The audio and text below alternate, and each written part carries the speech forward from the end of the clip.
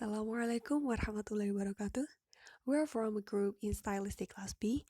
We'll bring you the results of our discussion about the review of the journal style of Joko Pinurbo in the Musim Panas and Surat.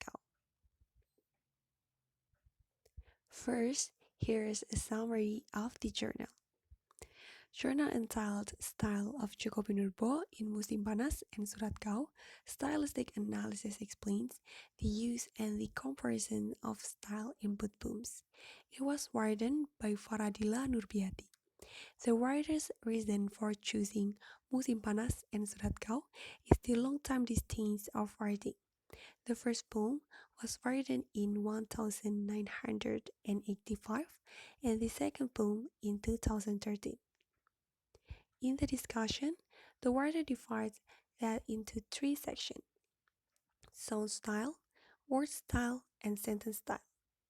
A sound style that was found by the writer in MP is assonance and cacophony, while in SK, the writer just found the use of assonance. In both poems, there is no alliteration. A word style that was found in the use of morphology. In MP, morphology is used to cut and combine words and reduce the affix of words, while in SK, morphology is used to add affixes. Semantic style covers words, diction, and figurative language. Diction used in MP is daily vocabulary, while in SK, there is the use of local language. Figurative language that was found in both poems is personification and metaphor. Moreover, in sentence style, it was found that there is the use of repetition in SK and contrasting style in MP. There are three strength points in the Journal of Style of Joko Pinurbo in Musim Panas and Surat by Faradila Nurbiati. The first one is the writer can explain the use of diction in Musim Panas. She explained that the poet used the realism genre. Pada jurnal ini, penulis mampu menjelaskan alasan pemakaian diksi dalam sajak musim panas. Penulis memaparkan bahwa penyair menggunakan aliran realisme angkatan 45 seperti pada halaman 79 paragraf 1. Penulis memaparkan bahwa adanya penggunaan kosakata sehari-hari dalam penulisan sajak musim panas, yaitu pada bait ke-13 pada kata capek dan sempoyongan. Setelah membaca sebuah karya sastra, kita dapat juga menentukan ragamnya berdasarkan gaya bahasa teks karena kekhasan penggunaan bahasa, termasuk tipografinya.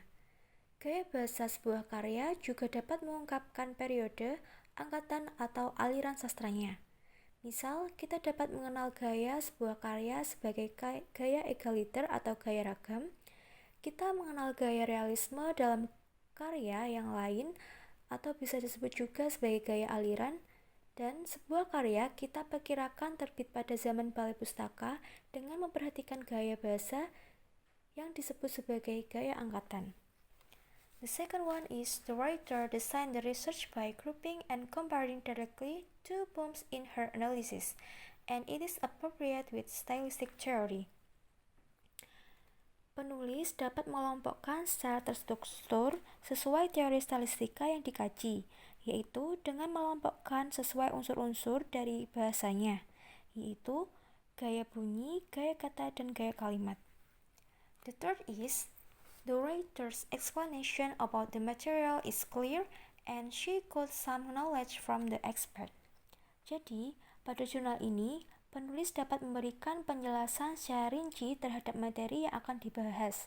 Seperti halnya pada bab pendahuluan, penulis memaparkan istilah-istilah teori stylistika sesuai kajian pendapat para ahli.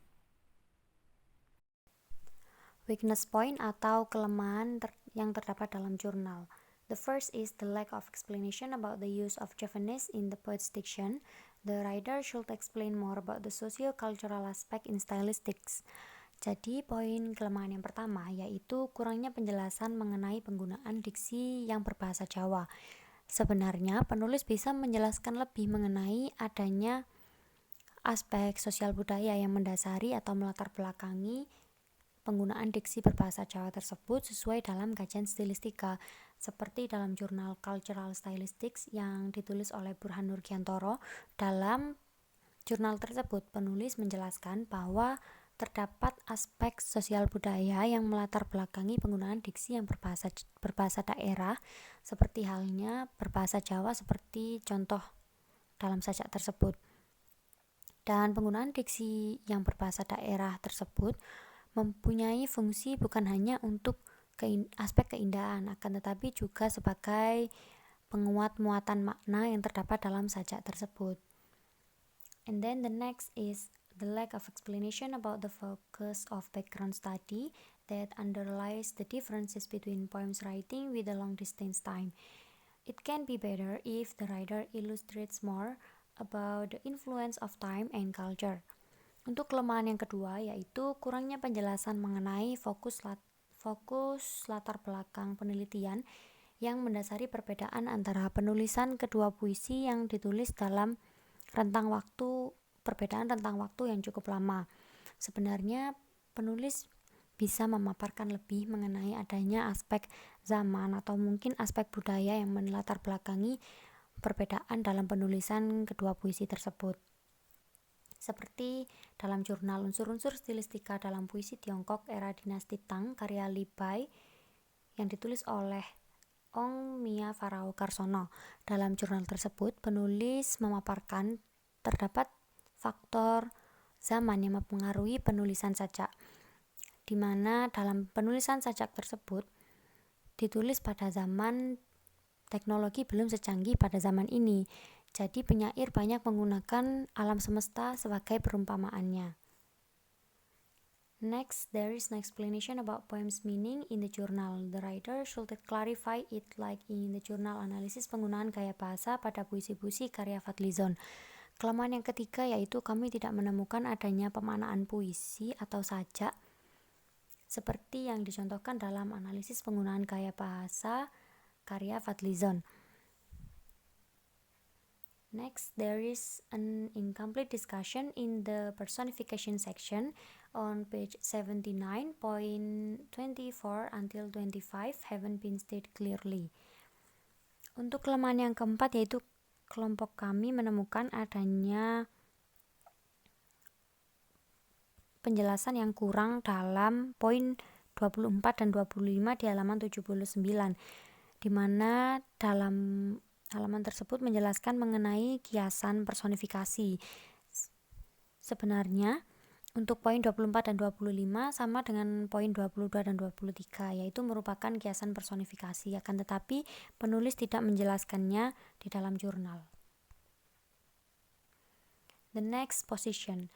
According to our group discussion, overall we support the writer's statements presented in the journal, since the writer can explain every aspect and part of stylistics correctly. However, we found some weaknesses in the journal, such as the lack of explanation of the writer towards some topics, and we hope that it can be developed well in the future. Moreover, it can arise innovation that relates to stylistic study.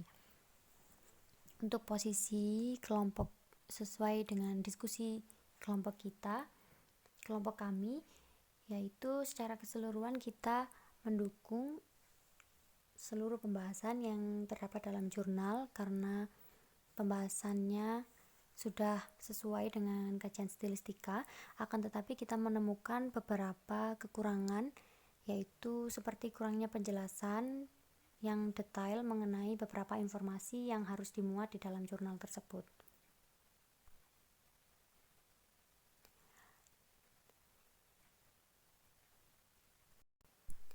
Sekian dari kelompok kami.